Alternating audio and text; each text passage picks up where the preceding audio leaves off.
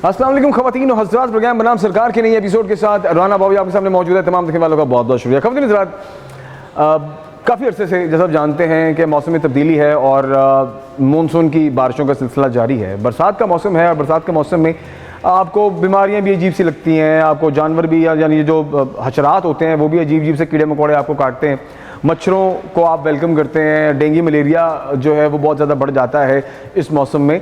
और आप जानते हैं कि जो फल होता है, स्पेशली जो खाने पीने की अशिया की भी बात करें तो खाने पीने की अशिया में भी यूजुअली आप देखते हैं कि उनको भी फफूंदी लगने का और वो ख़राब होने का ख़दशा भी होता है। और समटाइम ये भी होता है कि बच्चे बिना देखे इस तरह की ख़राब चीज़ें भी खा लेते हैं, घर में ख़राब फ्रूट भी आ जाता है या पड़ा पड़ा फ्रूट ख़राब हो जाता है तो बच्चे खा लेते हैं, बड़े खा लेते हैं, तो वो भी बीमारियां होती हैं। फिर आपको स्किन डिजीज़ होती हैं, आपको स्किन की बीमारियां हो जाती हैं क्योंकि बारिश में लोग नहा भी रहे होते हैं, गंदा पानी जिस्म पे भी चल रहा होता है, कई लोग सारा सारा दिन वैसे गुजार देते हैं। स्पेशली अगर आप बाज़ारों की बात करें तो वो लोग जो काम के लिए बाहर निकलते हैं वो कौन सा घर वापस आते हैं, वो सारा दिन बारिश में फिरते रहते हैं, वही कीचड़ उनके शर्ट्स पे या कपड़ों पे या जिस्म के मुख्तलिफ हिस्सों पे वो गिरता रहता है। टांगों की अगर स्पेशली बात करें, बाजुओं की बात करें, वो सारा दिन वैसे ही गुजार देते हैं और फिर उसके बाद उनको जो जिस्मानी मसाइल हैं, स्पेशली जो स्किन डिजीज़ हैं वो भी हो जाती हैं। तो आज का प्रोग्राम मैंने सोचा क्यों ना हम थोड़ा अवेयरनेस बेस्ड रखें। आज का प्रोग्राम हम आगाही प्रोग्राम रखें और आगाही प्रोग्राम में हम आज बात करें मानसून की बारिशें, बरसात और इसमें होने वाले चैलेंजेस, जिसमें आपको बीमारियां भी हैं, खाने पीने के मामलात भी हैं, आपको स्किन डिजीज़ भी हैं, तो किस तरह से आपने अपने आप को बचाना है। ऑल्दो के लोग बखूबी जानते हैं, लेकिन समटाइम मुझे ऐसा लगता है कि आगाही प्रोग्राम बार बार होते रहने चाहिए ताकि आवाम को उसका रिलीफ मिल सके, आवाम का फ़ायदा हो, आवाम को जो एक इन्फॉर्मेशन है वो पहुँचती रहे। एक छोटी सी रिपोर्ट भी प्रोग्राम में हम शामिल कर रहे थे कि मानसून के मौसम में मुख्तलिफ बीमारियाँ फैलने का खदशा होता है, जिनमें डेंगू मलेरिया, टाइफाइड और पानी से फैलने वाली बीमारियाँ शामिल हैं। सफाई और हिफ्ज़ान सेहत का ख्याल रखना और एहतियाती तदाबीर इख्तियार करना इन बीमारियों से बचने के लिए बहुत ज़रूरी है।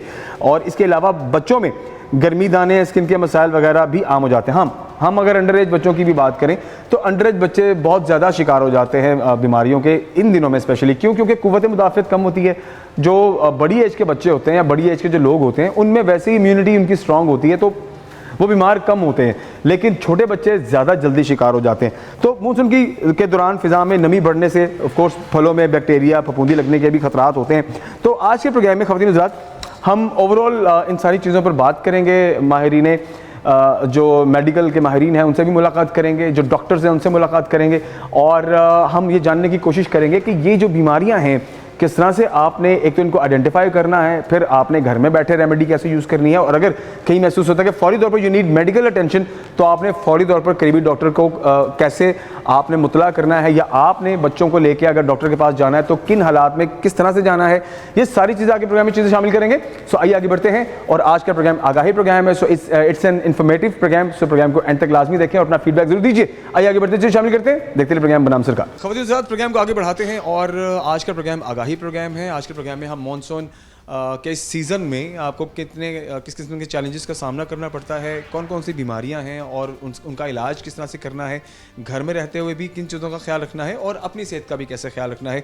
तो मुख्तलिफ़ किस्म की जो अलामात हैं उस पर बात करेंगे, मुख्तलिफ़ किस्म की बीमारियाँ जो जन्म ले रही हैं उस पर बात करेंगे। और इन सारी बातों पर बात करने के लिए, इन सारी चीज़ों पर बात करने के लिए हमारे जो फर्स्ट गेस्ट हैं आइए उनकी जानिब बढ़ते हैं। तो डॉक्टर साहब से पहले हम मुखातिब होते हैं। डॉक्टर साहब कैसे, हम ठीक ठाक हैं? अल्हम्दुलिल्लाह ठीक ठाक हूँ मैं। डॉक्टर साहब, मच्छरों की री एंट्री हो चुकी हुई है। हम देख रहे हैं कि जैसे ही गर्मी का पीक था तो मच्छर गायब हो गया था, लेकिन अब जैसे ही मानसून हुई है और कुछ अरसे में दोबारा से री एंट्री हो गई है और बड़ी धमाकेदार किस्म की, धुआंधार एंट्री अगर कही जाए तो गलत ना होगा, मच्छरों की हो चुकी हुई है। अब मुझे बताएं इस वक्त किस तरह से बचाया जाए ख़ुद को मलेरिया से और डेंगू से स्पेशली। अभी जैसे कि मानसून का सीज़न चल रहा है जिसमें जगह जगह पानी खड़ा हो जाता है और पानी खड़े होने की वजह से डेंगू, मलेरिया और दूसरे जो मॉस्किटो बॉर्न इन्फेक्शंस होती हैं उनका इंसिडेंस बढ़ जाता है। तो इसमें जो जनरल मेजर्स होते हैं, आपने अपने घर में जगह जगह स्प्रे करनी होती है, ख़ास तौर पे ऐसी जगहों पे जिधर पानी घर में इकट्ठा हुआ है। तो स्प्रे कई लोग अफोर्ड नहीं कर पाते, तो फिर इसका क्या अल्टरनेट क्या है? इसका फिर सस्ता तरीका ये है कि आपने ख़ास तौर पे शाम के वक्त में घर के अंदर रहना है।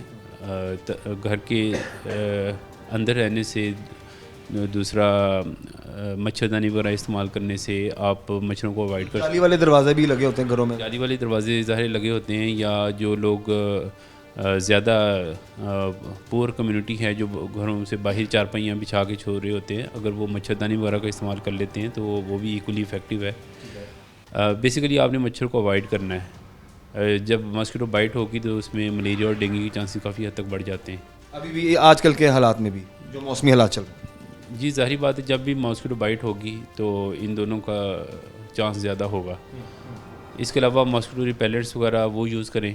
सही है। जी बिल्कुल। और बाकी डे टाइम में जब धूप का टाइम होता है उस वक्त जैसे मॉस्किटो बाइट के चांसेस बहुत कम होते हैं, उस वक्त आप अपना रूटीन कवर कर सकते हैं। डॉक्टर साहब, इस मौसम में बारिशें क्योंकि गाहे बगाहे होती हैं और हम देखते हैं कि लोग बारिश में नहाना पसंद भी करते हैं, तो मुझे बताइए, एक मिथ है, कहते हैं कि जिस्म पे एलर्जी हो या जिस्म पे कोई ख़ारिश पड़ी हो तो बारिश के पानी में नहाएं तो उससे वो ख़त्म हो जाती है। इस बात से आप किस हद तक इत्तेफाक करते हैं? नहीं, ऐसी कोई बात नहीं है। बारिश के पानी में नहाने से ऐसा कोई इशू नहीं है, बल्कि ख़ास तौर पे जो शुरू का पानी गिर रहा होता है उसमें वो तो बहुत ज़्यादा कंटेमिनेटेड होता है, क्योंकि एयर पोल्यूटेंट्स जो होते हैं वो रेन वाटर जो है उसके अंदर शामिल होते हैं, और वो तो आपकी जिल्द के लिए वो काफ़ी ज़्यादा नुकसानदेह है। जब हैवी रेन हो, शुरू का पानी जब क्लियर ऑफ हो जाता है तो उसके बाद फिर जो पानी है वो साफ़ होता है। तो घर के साफ़ पानी में नहाने और बारिश के साफ़ पानी में नहाने से तो शायद कोई आप ज़्यादा वल्नरेबल नहीं होते। लेकिन अगर जैसे बच्चे बाहर तालाब में या खड़े हुए पानी में नहा रहे होते हैं, उससे तो बहुत सारी स्किन इन्फेक्शन होने का चांसेस होते हैं और दूसरी फंगल इन्फेक्शन होने के चांसेस हैं। और बस यही कंटेमिनेटेड वाटर जो है बरसात में जब हम पी रहे होते हैं तो उससे टाइफाइड, कॉलरा, हैज़ा और दूसरी बीमारियां जो हैं वो फैल रही होती हैं। तो इसलिए बरसात के मौसम में आपको थोड़ा सा सफाई का ज़्यादा ख्याल करना पड़ता है। डॉक्टर साहब, जैसे आपने फंगल इन्फेक्शन की बात की है, गंदे पानी का तो उसमें बड़ा ही रोल है, जितनी मेरी सोच और समझ बताती है। तो अब अगर आपको फंगल इन्फेक्शन हो जाए तो फौरी तौर पर मैं चाहता हूँ, ये भी आगाही प्रोग्राम है तो ये भी चलें, लोगों तक पैगाम जो है वो मैसेज पहुँच जाए कि किस तरह से आप उसको क्योर कैसे कर सकते हैं।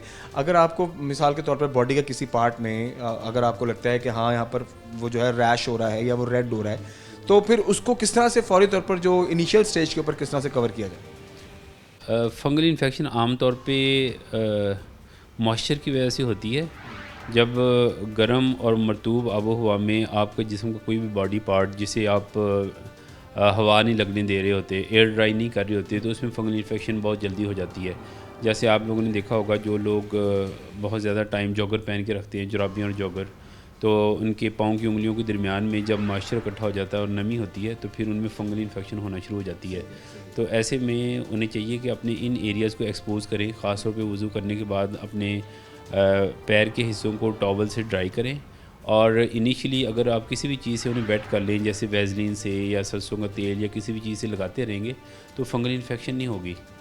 आप लोगों ने देखा होगा, ये कॉमन प्रैक्टिस काफ़ी अर्से से चल रही है कि हम अचार जो है वो सरसों के तेल में डुबो के रखते हैं या इसी तरह के दूसरे ऑयल। कई साल निकल जाते हैं। हाँ, और आपने देखा होगा कि जब तक वो तेल के अंदर हिस्सा डिप होगा उसमें इन्फेक्शन फंगल ग्रोथ नहीं होती।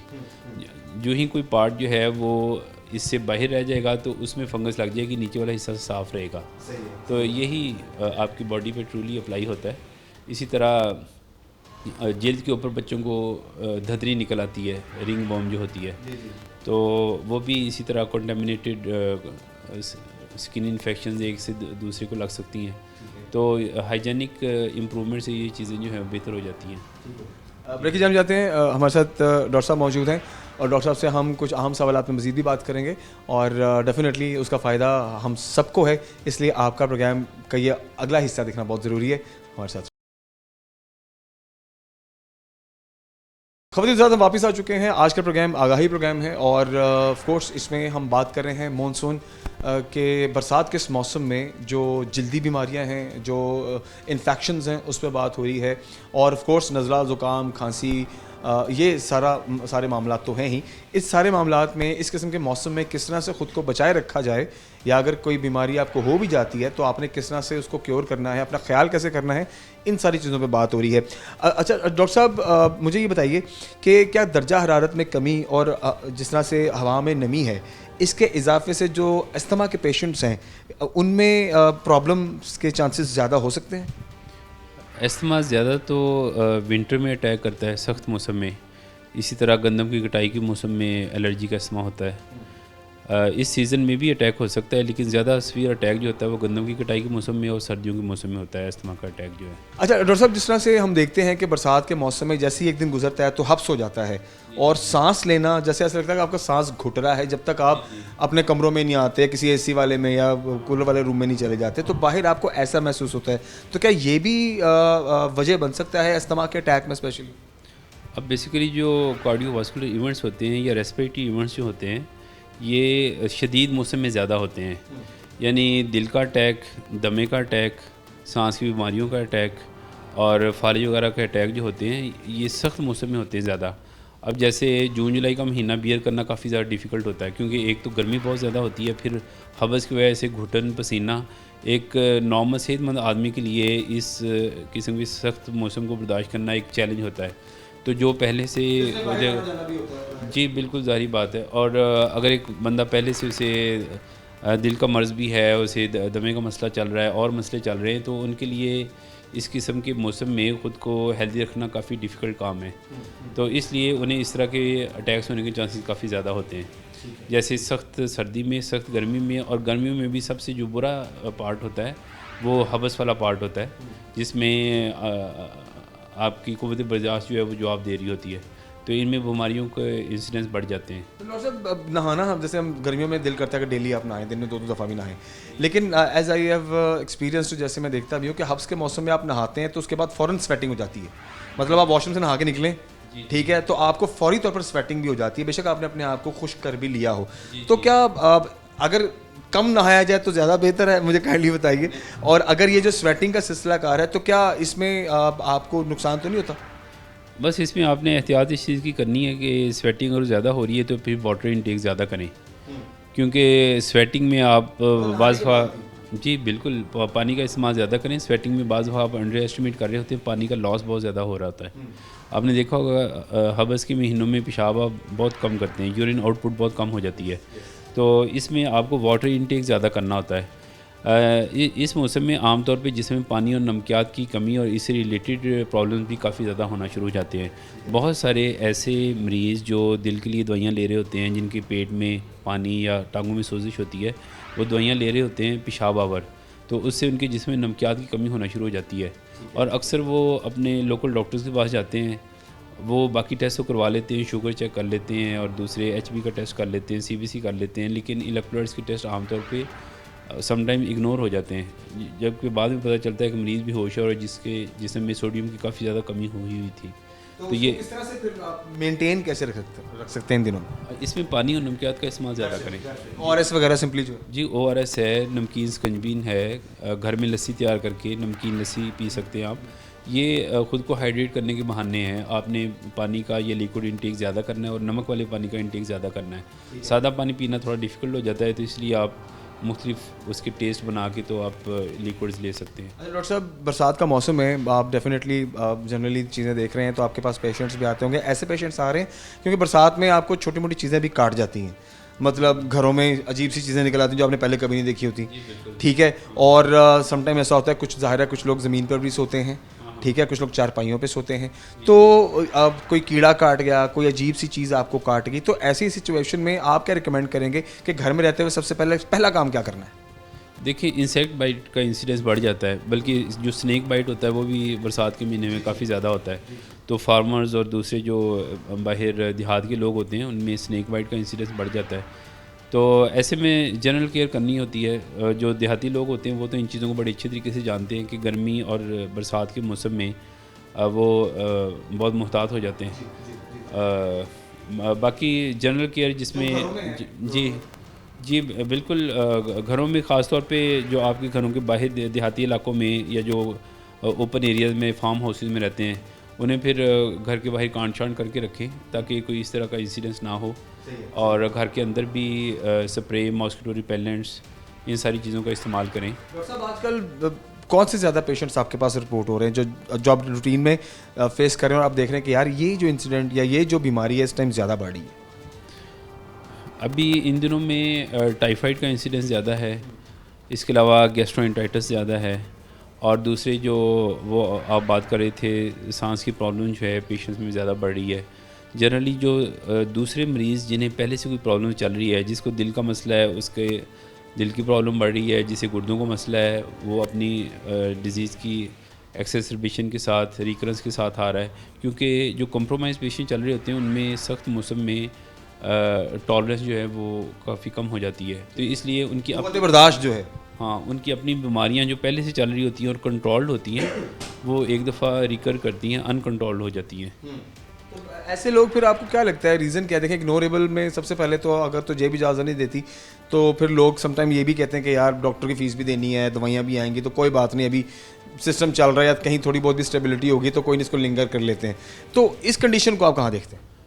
अच्छा, और दूसरा ये होता है कि आजकल बरसात के मौसम में जिन लोगों के ऑपरेशंस होते हैं, तो ऑपरेशंस और दूसरे जो उनके हम टांके वगैरह लगाते हैं, उनमें बाज़ दफ़ा पीप पड़ जाती है, क्योंकि पसीने की वजह से, गर्मी की वजह से वो एयर ड्राई नहीं हो पाते, तो उसकी वजह से ख़ास तौर पे शुगर वाले मरीज़ों में टांकों वाली जगह पे इन्फेक्शन, पीप और इस तरह के स्किन इन्फेक्शन के चांसेस भी बढ़ जाते हैं।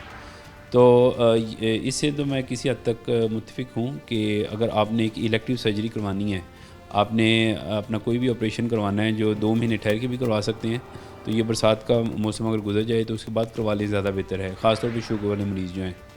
लेकिन अगर कोई एमरजेंसी प्रोसीजर है जिसमें आप 1 या 2 दिन वेट नहीं कर सकते, वो तो फिर आपको विदिन 24 आवर्स करवाना ही पड़ेगा। डॉक्टर साहब, इससे पहले ब्रेक की जानिब जाएँ, ओवरऑल हमारा प्रोग्राम आगाही प्रोग्राम है और ऑफ कोर्स मानसून बारिशें और इसमें होने वाले जो इंसिडेंट्स हैं उस पर बात हो रही है। क्या पैगाम देंगे लोगों को? क्योंकि देखिए, एक पैगाम आपकी तरफ से, एक जनरल मैसेज जो है वो देखने वालों तक ज़रूर पहुंचना चाहिए, स्पेशली इन दिनों के लिए। इन दिनों में पानी का इस्तेमाल ज़्यादा करें और इस गर्म शदीद मौसम से आप अवॉइड करें। और इन दिनों में ख़ास तौर पे चूँकि मक्खियों की बहुतात होती है और इंटेस्टाइन डिजीज़ बहुत ज़्यादा वाइड स्प्रेड होती है, उनका इंसिडेंस काफ़ी ज़्यादा बढ़ चुका होता है, तो बरसात के मौसम में ख़ास तौर पे आपको बहुत ज़्यादा साफ़ सुथरा रहना होता है, अपने घर को भी और महल्ले की सफाई का ख़ास तौर पे ख्याल रखना आपने। थैंक यू वेरी मच, बहुत बहुत शुक्रिया। डॉक्टर साहब हमारे साथ मौजूद रहे, डॉक्टर अहमद फ़ारूक। ख़वातीन साहब, आइए आगे बढ़ते हैं और आज के इस टॉपिक के हवाले से जो आगाही प्रोग्राम है, रेलिवेंट चीज़ें शामिल करते हैं। हमारे साथ रहिए। ख़वातीन हज़रात, आज का प्रोग्राम आगाही प्रोग्राम है और आज के प्रोग्राम में हम मानसून बारिशों के सिलसिले में जो अमराज पैदा होते हैं, जो बीमारियां फैलती हैं, उस पर हम बात कर रहे हैं। और जैसा आप जानते हैं कि जो बड़ी उम्र के लोग होते हैं उनमें क़ुव्वत मुदाफ़ियत ज़्यादा होती है एज़ कम्पेयर टू किड्स। जो छोटे बच्चे होते हैं उनमें क़ुव्वत मुदाफ़ियत नहीं होती, जिसकी वजह से वो जल्दी बीमारियों का शिकार होते हैं। सो आज के प्रोग्राम में हम कुछ आगाही टिप्स पर बात करेंगे। इस हवाले से हमारे साथ डॉक्टर नगीना शहजादी साहब मौजूद हैं। आप MBBS गोल्ड मेडलिस्ट हैं, FCPS चाइल्ड स्पेशलिस्ट हैं, FCPS गैस्ट्रोएंट्रोलॉजी, हेपेटोलॉजी, न्यूट्रिशन हैं और इसके अलावा आप एंडोस्कोपी स्पेशलिस्ट हैं। काफ़ी चीज़ें और भी हैं, बट ये 2-3 चीज़ें हैं जो कि बहुत इंपॉर्टेंट हैं और यही एक इंट्रोडक्शन है। डॉक्टर साहब को प्रोग्राम में शामिल करते हैं। डॉक्टर साहब, कैसे हैं? ठीक ठाक हैं? जी अल्हम्दुलिल्लाह। डॉक्टर साहब, मानसून की बारिशें हमारा आज का टॉपिक है कि हम इसको थोड़ा आगाही प्रोग्राम बनाएं और ऑफ कोर्स इसमें जो ज़्यादातर जो ट्रिगर होती हैं, जो एज ट्रिगर होती है, वो अराउंड 10 और 15 के अराउंड जो बच्चे हैं या इससे लेस देन जो कम उम्र के बच्चे हैं वो ज़्यादा जल्दी शिकार हो जाते हैं। मुझे बताएं कि मानसून की बारिशों में सबसे पहले जो अगर आप बीमार पड़ जाते हैं या आपको नज़ला ज़ुकाम हो जाता है तो फौरी तौर पर कौन कौन सी चीज़ें हैं जो घर में बैठे आप रेमेडीज़ कर सकते हैं? देखिए, मानसून एक तरफ तो अच्छी चीज़ है कि गर्मी की शिद्दत जो है वो कम हुई है, लेकिन उसके साथ साथ जैसा कि रोड्स पे बहुत ज़्यादा पानी है और खाने पीने की चीज़ों में भी बच्चे उस तरह से एहतियात नहीं करते और फूड से रिलेटेड बीमारियाँ, फूड पॉइजनिंग या मैदे के अमराज और मोशन वगैरह का लगना, इस तरह की बीमारियाँ जो हैं उनकी शरह में इजाफा हो जाता है। और जैसा कि आपने कहा कि बड़े जो हैं उनकी क़ुव्वत मुदाफ़त बच्चों की निस्बत बेहतर होती है और बच्चे क्योंकि उनकी अभी इम्यूनिटी डेवलप हो रही होती है जी। तो जो ज़्यादातर 5 साल से कम उम्र के बच्चे होते हैं उनकी क़ुव्वत मुदाफ़त कम होती है और उनमें डायरिया की, जो मोशन की या इसहाल की शरह है वो as compare to other age के जो बच्चे हैं उनसे ज़्यादा होती है जी। इसके अलावा जो वायरल इन्फेक्शंस हैं, जैसे कि आपने मेंशन किया, फ्लू वगैरह या नज़ला ज़ुकाम, खांसी, और जैसे कि वेदर भी समर है तो बच्चे ज़्यादातर ठंडा पानी शौक़ से पीते हैं, तो कुछ ऐसे जर्म्स होते हैं बॉडी में जो जिनका फ्लोरिशिंग मीडिया जो है वो ठंडी जगह है, जैसे टॉन्सिलाइटिस का मसला बच्चों में बहुत कॉमन है, जो आपके अपर आरटीआईज हैं, अपर रेस्पिरेटरी ट्रैक्ट इन्फेक्शन हैं, उसमें आपके tonsillitis less than 5 years of age वो ज़्यादा कॉमन है, क्योंकि बच्चों में जो स्ट्रेप्टोकोकस पायोजेनिस एक माइक्रो ऑर्गेनिज्म है, ये इन अदर वर्ड्स एक बग है, एक बग है, जरासीम है, जो कि गले की इन्फेक्शन बच्चों में कॉज करता है। और जितनी भी ठंडी और खट्टी चीज़ें इस्तेमाल की जाती हैं वो बैक्टीरिया जो है स्पेसिफिकली उस चीज़ पे ज़्यादा अच्छा ग्रो करता है, उसकी कह लें कि नशोनुमा जो है इस तरह के मीडिया में ज़्यादा अच्छी होती है। अच्छा। तो उन बच्चों में फिर टॉन्सिलाइटिस के मसाइल या पर आरटीआई कह लें या गला खराम, नज़ला, खांसी, बुखार वो ज़्यादा कॉमन है। तो उसके लिए पेरेंट्स को यही मैसेज है कि आप नॉर्मल पानी इस्तेमाल करें, ठंडी और खट्टी चीज़ें जो हैं उनसे अवॉइड करें। जिस तरह फ्रेश जूसेस जो हैं घर में आप फलों के वो बना के बच्चों को दें। वो वाइटामिन्स जिसमें जिस तरह विटामिन सी है, ये बच्चे की इम्यूनिटी को बूस्ट अप करता है। ठीक है। तो वो फ्रूट्स जो कि जिसमें विटामिन सी अवेलेबल है, जैसा कि आड़ू है जी, और सीजनल भी है, सीजनल भी है जी। पीच का जूस जो है वो बच्चों के लिए अच्छा है, विटामिन सी रिच होता है। एप्पल दे, वो कहते हैं ना एक सेब खाएं तो आप डॉक्टर से दूर रहते हैं, जी जी। तो बच्चों की डाइट में एप्पल ज़रूर ऐड करें, इम्यूनिटी को बूस्ट करता है, आयरन का रिच सोर्स है। इसके अलावा प्रोटीन्स जो हैं, प्रोटीन्स का बहुत मेजर रोल है बॉडी में, क्योंकि जितनी आपकी इम्यूनोग्लोबुलिन्स हैं, या आम अल्फाज में कहें कि जो प्रोटीन्स आपकी क़ुव्वत मुदाफ़त को बढ़ाती हैं, वो आपकी नॉर्मली ब्लड में बन रही होती हैं। लिवर का उसमें मेजर रोल है। लिवर आपका जिगर जो है बहुत सी प्रोटीन्स बनाता है, तो वो प्रोटीन्स जो आपकी क़ुव्वत मुदाफ़त को बढ़ा रही हैं वो आप कहाँ से ले रहे हैं? आपकी डाइट से ले रहे हैं।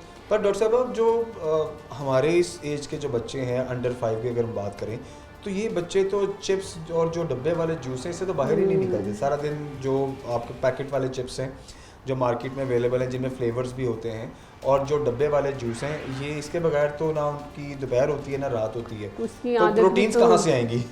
उसकी आदत भी तो हमने खुद ही डाली है ना बच्चों को, क्योंकि बच्चों को जो आप सिखाएंगे बच्चों ने उसी को फॉलो करना है। अगर आप खुद वो चीज़ें खा रहे हैं तो बच्चे भी उसी की तरफ राग़िब होंगे, वो भी उसी तरह की चीज़ें खाना पसंद करेंगे। अगर आप खुद फास्ट फूड लवर नहीं हैं, आपके घर में फास्ट फूड या कोल्ड ड्रिंक्स नहीं आ रही, तो आपके बच्चे भी नहीं लेंगे। आप इंट्रोड्यूस करा रहे हैं तो उन्हें पता चल रहा है ना। अब छोटे बच्चों में हम अक्सर देखते हैं ख़वातीन जो हैं ख़ास तौर पे चाय का फीडर बना के ना छोटे बच्चों को 6 माह से छोटे बच्चे जो है ना उनको भी चाय का फीडर चल रहा होता है। जामे शीरी बड़ा मशहूर है, आप दूध में डाल रहे हैं या पानी चीनी डाली है और excess of amount of sugar है उसमें और जामे शीरी है, बच्चे को रूह अफ़ज़ा पिलाया जा रहा है। इसी तरह कोल्ड ड्रिंक्स को भी लोग कहते हैं जी मैदे की गर्मी सही होती है, बच्चे शौक से पीते हैं। हाँ जी ठीक है। बच्चे का हाजमा ठीक हो जाता है, तो वो एक तो मैडम मैं थोड़ा सा रिवर्स जाकर बात करूँगा। ये जो चाय पिलाना है बच्चों को थोड़ी नीम गर्म करके, क्या ये जो फीडर वाले बच्चे होते हैं उनके लिए ये चाय इस उम्र में ठीक होती है? बिल्कुल भी ठीक नहीं है। चाय किसी भी उम्र के लिए अच्छी नहीं होती। चले हम उस उम्र में बात कर लेते हैं कि जो माएँ जान छुड़ाती हैं, बच्चा रो रहा है। सम टाइम ये भी होता है कि घरों में जो गवाले हैं या जो दूध है उसके आने का भी एक टाइम होता है, तो अगर उसमें कहीं आगे पीछे हो जाए तो माएँ फिर ऐसे भी जुगाड़ लगा देती हैं। बिल्कुल। तो इस सिचुएशन को आप कैसे देखती हैं? चाय जो है ना वैसे हमारे कल्चर का भी एक पार्ट है, लेकिन उसमें जो बेसिकली कैफ़ीन है या थियोफाइलिन है वो आपकी आयरन की एब्जॉर्प्शन को रोकती है। तो आयरन जो है बेसिकली फौलाद जिसको आम ज़ुबान में कहते हैं, बच्चे की जो ब्रेन की डेवलपमेंट हो रही होती है ना दिमाग की, वो फर्स्ट 2 इयर्स ऑफ लाइफ में होती है जी। तो अगर आप बच्चे का कॉग्निशन जो है यानी जो बच्चे की जहानत है, हर पेरेंट चाहता है कि मेरा बच्चा ज़हीन हो, तो हम शुरू से ही उसको आयरन जो है वो दे ही नहीं रहे। अगर बच्चा ले रहा है तो आप उसको चाय दे के तो उसकी आयरन की एब्जॉर्प्शन को भी रोक रहे हैं। अगर हम पाकिस्तान में बात करें तो हम अभी तक जो है आयरन डेफिशिएंसी बच्चों में ख़त्म नहीं कर सके। स्टिल हम 50% पॉपुलेशन जो है बच्चों की दे आर आयरन डेफिशिएंट। ये अभी तक मतलब क्यों कि वजह क्या है कि या तो हम छोटे बच्चों को 1 साल 2 साल तक बल्कि 5-5 साल तक बच्चों का फीडर नहीं छूटता, दूध उनको धड़ाधड़ हम पिला रहे हैं और लोग समझते हैं कि दूध ही बच्चे की न्यूट्रिशन है, इसके अलावा उसको किसी चीज़ की ज़रूरत नहीं है। कॉम्प्लीमेंट्री फीडिंग की तरफ हम आ नहीं रहे कि 6 माह से ऊपर हम बच्चे को सॉफ्ट डाइट की तरफ ले आएँ, कोई नरम ग़िज़ा शुरू कर दें, वो भी मिथ्स हैं। ये केला खिलाएंगे तो रेशा हो जाएगा, चावल खिलाएंगे तो रेशा हो जाएगा, फ़लाँ चीज़ जो है वो ठंडी है, फ़लाँ चीज़ जो है उसकी तासीर गर्म है। तो कुछ चीज़ें खुद बंद कर देते हैं, कुछ चीज़ों से बच्चों को चल रही हैं, ठीक है, कुछ चीज़ें जो हैं वो बच्चे की किसी को एलर्जी हो जाती है और कुछ डॉक्टर्स बंद कर देते हैं। बस इसी वजह से बच्चे जो हैं वो सिर्फ दूध पे ही चल रहे हैं, या जो उनके पेरेंट्स को लगता है कि ये बच्चे को सूट कर रही है। बीइंग अ पीडियाट्रिक गैस्ट्रोएंटरोलॉजिस्ट, बच्चों में हम जो फूड एलर्जीज़ भी देखते हैं जी। जैसे कि milk, cow's milk protein allergy बच्चों में बहुत ज़्यादा है कि जो गाय का दूध या जो भी भैंस का दूध आप पिला रहे हैं उससे बच्चों को एलर्जी होती है। अच्छा, डॉक्टर साहब यहाँ पर एक ब्रेक की जानिब जाएंगे। दूध से रेलेवेंट मेरे पास एक प्रॉपर सवाल भी है, इस रेलेवेंसी को आगे ज़रूर बढ़ाएंगे और आपसे मैं कंप्लीट डिटेल लूँगा इस हवाले से। ब्रेक की जानिब जाते वापस आते हैं और आज का प्रोग्राम आगाही प्रोग्राम है और मॉनसून की तब्दीली इंसानी शख्सियत और ख़ासकर बच्चों के लिए किस हद तक चेंज लेकर के आती है और किस हद तक नुकसानदेह साबित होती है, इन चीज़ों पर बात हो रही है। ब्रेक की जानिब जाते वापस आते हैं, हमारे साथ रहिए। अखावत हज़रात, हम वापस आ चुके हैं, बहुत शुक्रिया। और आज का प्रोग्राम आगाही प्रोग्राम है। मानसून की बारिशों की वजह से जो अमराज इस टाइम जन्म ले रहे हैं स्पेशली बच्चों के लिए, उस हवाले से हम बात कर रहे हैं। डॉक्टर नगीना शहजादी साहब हमारे साथ मौजूद हैं। ब्रेक पे जाने से पहले डॉक्टर साहबा ने दूध बच्चों के लिए कितना फ़ायदेमंद है, कितना नहीं है, स्पेशली जो काऊ मिल्क की हम बात कर रहे थे। तो इससे पहले कि हम उसकी जानिब जाएँ, मैं एक सवाल पूछना चाहूँगा डॉक्टर साहब से। डॉक्टर साहब, हम शुरू से सुनते आए हैं कि कहते हैं कि दूध एक मुकम्मल ग़िज़ा है। काइंडली इस पर थोड़ा आप अपनी राय दीजिए, क्या वाकई में दूध एक मुकम्मल ग़िज़ा है? अगर है तो वो कौन सा दूध है, और अगर नहीं है तो वो कैसे, ये फिर इस मिथ का मकसद क्या है? देखिए, जो 6 माह से कम उम्र के बच्चे हैं ना, उनके लिए तो माँ का दूध बेस्ट है। माँ के दूध का तो कोई अल्टरनेटिव नहीं है। अल्लाह ताला ने अगर एक ब्लेसिंग दी है, माँ के दूध में जितनी ग़िज़ाइयत है, वो आप कोई डिब्बे का दूध ले लें, कोई गाय का ले लें, भैंस का ले लें, बकरी का ले लें, उसका तो कोई नो कंपैरिजन। तो ब्रेस्ट मिल्क जो है वो तो बेस्ट है ना आप बच्चे की ग्रोथ के लिए 6 माह की उम्र तक। उसके बाद आप बच्चों को जो समझते हैं लोग कि सिर्फ दूध पे ही रखना है, ऐसी बात नहीं है। 6 माह के बाद आप उसको नरम ग़िज़ा की तरफ ले आएँ। जैसे आप उसको केला शुरू कर दें, उसको चावल शुरू करें, खिचड़ी है, नरम ग़िज़ाएँ, क्योंकि बच्चे के अभी दांत नहीं निकल रहे होते।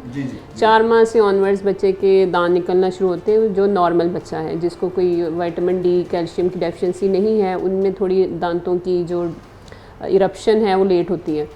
तो नॉर्मल बच्चों में आप केला वगैरह फ्रूट्स शुरू कर सकते हैं 6 माह की उम्र से, चावल शुरू कर सकते हैं, सूजी की खीर आप बना के दे सकते हैं। फिर 7-8 मंथ्स पे आप उसको प्रोटीन्स की तरफ ले आएँ, अंडा शुरू कर दें, चिकन है, फ़िश है, और 9 मंथ्स पे आप उसको रोटी शुरू कर सकते हैं। छोटे बच्चों में डॉक्टर साहब बड़ा कॉमन होता है कि बच्चों के हाथ में जो चीज़ आती है बच्चे वो मुंह में डाल लेते हैं। हमने देखा है अक्सर ये वाक़यात के बच्चे ने वो कॉइन मुंह में डाल लिया है, या कोई बटन मिला है तो वो फंसा लिया हलक में।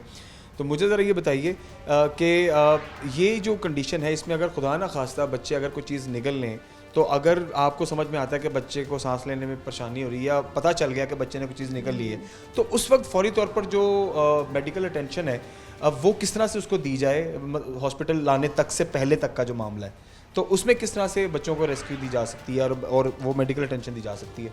देखिए, उसमें डिपेंड करता है कि जो एक तो टाइप क्या है, क्या चीज़ खाई है बच्चे ने, क्योंकि हर फॉरेन बॉडी की मैनेजमेंट डिफरेंट है। अगर बच्चे ने सिंपल कॉइन का खाया है तो वो बच्चे को कुछ नहीं कहेगा। अगर वो गले में फंस गया है या खुराक की नाली में है या मैदे में चला गया है तो वो कुछ नहीं कहेगा। अगर तो वो बिल्कुल खुराक की नाली में ऊपर स्टक हो गया है तो फिर तो उसे निकालना पड़ेगा। उसकी वजह से बच्चे को वॉमिटिंग शुरू हो जाती है, तो इट मीन्स कि वो स्टक हो गया, वो आगे नहीं गया ना। कई दफ़ा छोटा कॉइन होता है, वो आगे गुजर जाता है स्टमक में, तो उसका साइज़ अगर छोटा हो तो आराम से खुराक की नाली से गुजर के पखाने के रास्ते वो निकल जाता है। लेकिन जो शार्प ऑब्जेक्ट्स हैं, लाइक नीडल है, सुई है जिस तरह, या हिजाब पिन्स, बहुत बड़ी बच्चियाँ अक्सर आती हैं मेरे पास जिन्होंने पिनें खाई होती हैं। ऐसे उनको आदत होती है, जब भी वो हिजाब वियर करती हैं वो मुंह में रख लेती हैं पिन, तो जब वो सांस लेती हैं तो फिर वो अंदर चली जाती है, या खुराक की नाली में जाती है तो या सांस की नाली में जाती है। सांस की नाली में तो देखिए सांस का मसला प्रॉब्लम तो वो तो ज़्यादा है, फिर आपने उसमें तो अर्जेंट एमरजेंसी है कि आपने उसको फ़ौरन रिमूव करवाना है। लेकिन जो स्टमक में या मैदे में फंस जाती हैं उसको हम वेट कर सकते हैं, कई दफ़ा खुद से भी वो पास ऑन कर जाती हैं अगर वो किसी मैदे के किसी जगह पे स्टक नहीं हो रही। कई दफ़ा फंस भी जाती हैं, मैदा का जो म्यूकोज़ा होता है उसके अंदर उसको पियर्स करके तो अंदर स्टक हो जाती हैं, उसमें फिर उनको निकालना पड़ता है एंडोस्कोपी से के ज़रिए। लेकिन जो स्पेशल अटेंशन की जिसको ज़रूरत है ना वो हैं बटन बैटरीज़। वो मैं मल्टीपल टाइम्स और बहुत सारे प्लेटफॉर्म्स पे इसके बारे में बात कर चुकी हूँ कि जितने भी ये आपके रिमोट कंट्रोल्स चीज़ें हैं, कोई गाड़ियाँ हैं जो बच्चों के टॉयज़ हैं, डोल्स हैं जिसमें भी सेल डलते हैं, आपकी घड़ी है, सिंपल वॉच है, क्लॉक है, जिसमें वो छोटे सेल डलते हैं, इवन कंप्यूटर्स में यूज़ होते हैं। RBS चेक करने के लिए लोगों ने घरों में रखे हुए हैं ग्लूकोमीटर्स, उसके अंदर वो सेल डलता है। घर के जो TV रिमोट हैं उनमें वो सेल डलता है। वो कभी ख़राब हो जाए तो ऐसे ही आप रिमोट फेंक देते हैं और बच्चा जो है वो समझता है कि ये भी शायद खाने वाली चीज़ है। सही है। तो वो अगर निगल लें तो वो काफ़ी डेंजरस होता है। अगर वो चार्जिंग कंडीशन में हो, यानी आपका रिमोट जो था वो वर्किंग कंडीशन में था और बच्चे ने वो सेल निगल लिया है, तो उसमें उसकी खासियत होती है कि वो डिस्चार्ज होती है जब वो खुराक की नाली में चली जाती है। तो उस खुराक की नाली के पीछे जो है वो सांस की नाली है, उसके पीछे जो है खून की सबसे बड़ी शरेआन है जो आपकी पूरी बॉडी को ब्लड सप्लाई कर रही है। तो अगर वो उस जगह पे स्टक हो जाए तो ये इरोड करती है, ये डैमेज करना शुरू कर देती है सांस की नाली को, और सांस की नाली से पीछे खून की सबसे बड़ी शरेआन को। तो अगर ये उसको डैमेज कर दे, इट्स वेरी नोटोरियस, और इससे फ़ौरन जो है बच्चे को खून की उल्टियाँ आनी शुरू हो जाती हैं और बच्चों के लिए बहुत ख़तरनाक है। तो ये छोटी सी चीज़ है जिसको आप अपने बच्चों से लाजमी दूर रखें, क्योंकि आए दिन हम छोटे छोटे बच्चों को भी देखते हैं कि जिनको ऐसी चीज़ें खिला के ले आते हैं, फिर परेशानी बनती है और फिर कहते हैं फ़ौरन से पहले इसको निकालें। लेकिन उसका एक प्रोटोकॉल होता है, हमने बच्चे को ज़ाहिर है बेहोश करना है, एनेस्थीसिया की कुछ रिक्वायरमेंट्स होती हैं, बच्चे को 4 से 6 घंटे भूखा रखना होता है, उसकी कुछ स्पेशल इन्वेस्टिगेशंस या लैब्स होती हैं, ब्लड टेस्ट होते हैं जो ज़रूरी होते हैं ताकि हम एनेस्थीसिया से पहले बच्चे को स्टेबल करना ज़रूरी है, ऑप्टिमाइज़ करना ज़रूरी है। सही है। तो ये बैटरीज जो है ना ख़ास तौर पे इनके लिए तो अर्जेंट रिमूवल इवन के 2 घंटे के अंदर अंदर इसको निकालना बहुत ज़रूरी है। सही है। डॉक्टर साहब, चीज़ें तो बच्चे निगल लेते हैं, लेकिन बहुत रेयर होता है कि कोई ऐसी शार्प ऑब्जेक्ट हो जो बच्चे निगल लें। एज आई हर्ड, कुछ दिन पहले आपके पास ऐसा केस आया है जिसमें एक बच्ची ने चूड़ी, कांच की चूड़ी जो टूटी हुई वो निगल ली थी। काइंडली इसके बारे में ज़रा बताएं कि ये केस कैसा था और किस तरह से आपने फिर इसको हैंडल किया। ये 10 मंथ्स की बच्ची थी जो कि बकौल उसकी माँ के मेरी इकलौती बेटी थी, प्रीशियस बेबी था, 4 बेटों के बाद उनकी पहली बेटी थी। और 5 के दिन पहले उसने चूड़ी निकली क्योंकि उसने हाथ में पहनी हुई थी, ब्लैक कलर की चूड़ियाँ थी, मुहर्रम के तवस्सुत से लोग पहनते हैं। ठीक। तो वो उसकी कहीं टूटी है हाफ चूड़ी, तो हाफ उसने निकाल के बच्ची ने मुंह में डाल ली है। हाफ टूटी हुई चूड़ी? हाफ टूटी हुई चूड़ी, पूरी नहीं थी। पूरी हो तो हमें कोई मतलब प्रॉब्लम नहीं होता कि कोई उसका एज जो है वो इतना शार्प नहीं है जो डैमेज करे, लेकिन वो हाफ चूड़ी मैं खुद हैरान थी कि इसमें खाई कैसे है।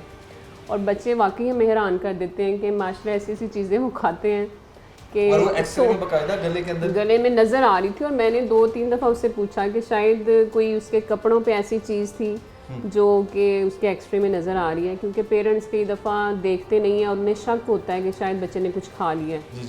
लेकिन वो माँ कह रही थी कि नहीं इसने खाया है, मेरे सामने खाई है। खैर फिर हमने उसको पहले दिन तो उसकी HP वगैरह कम थी, वो हमने उसको ऑप्टिमाइज़ किया है और खाना पीना बच्ची का बिल्कुल कम था। फिर प्रॉपर उसको सारा प्रोटोकॉल फॉलो करने के बाद एनेस्थीसिया टीम को हमने ऑन बोर्ड लिया, ENT डिपार्टमेंट को ऑन बोर्ड लिया।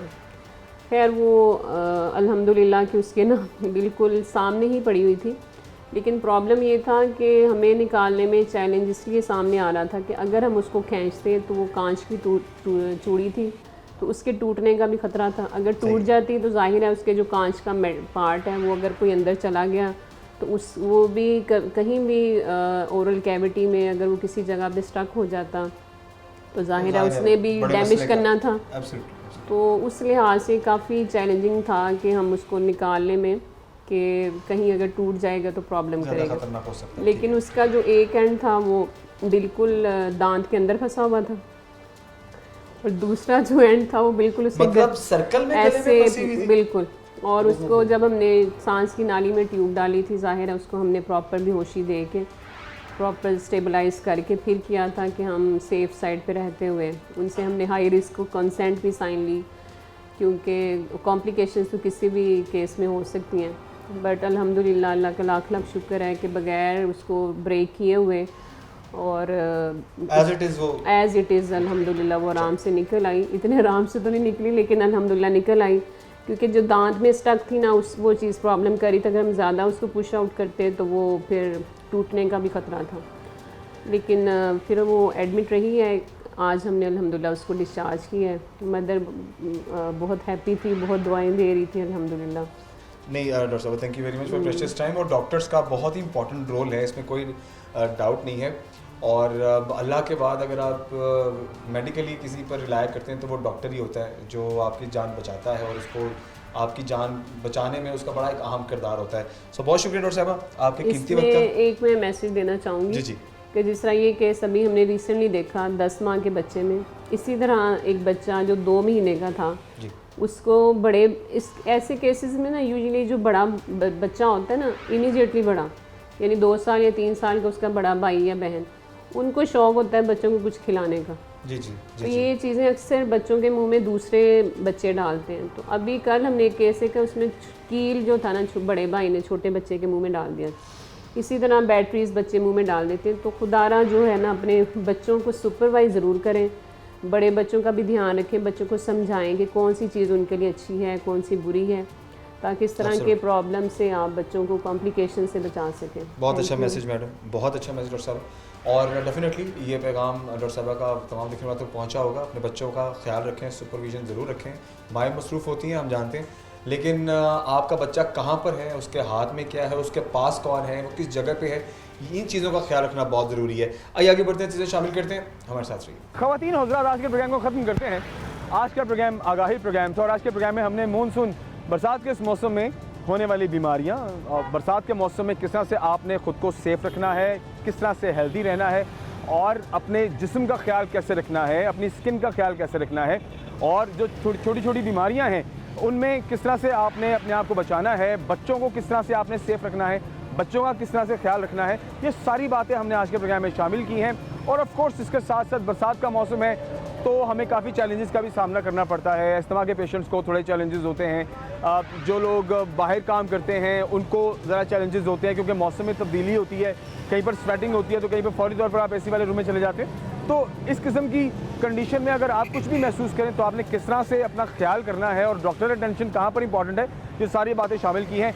तो अपना बहुत सारा ख्याल रखें, और घर में दरवाज़ों को बंद रखें, जाली वाले दरवाज़ों को बंद रखें, और अगर घर में आपको मक्खियाँ मच्छर ज़्यादा महसूस होते हैं तो स्प्रेस करें, क्योंकि मलेरिया और डेंगू भी इन्हीं दिनों में ज़्यादा ख़तरा लाहक होता है, ज़्यादा ख़तरा पैदा करता है, और ऑफ कोर्स वो तमाम लोगों के लिए ख़तरनाक साबित हो सकता है। तो मुझे उम्मीद है कि आज के प्रोग्राम जो कि आगाही प्रोग्राम था, इससे काफ़ी हद तक आगाही तमाम देखने वालों को मिलेगी। अपने बहुत सारा ख्याल रखिए, इंशाल्लाह कल प्रोग्राम में मिलते हैं। अल्लाह हाफ़िज़।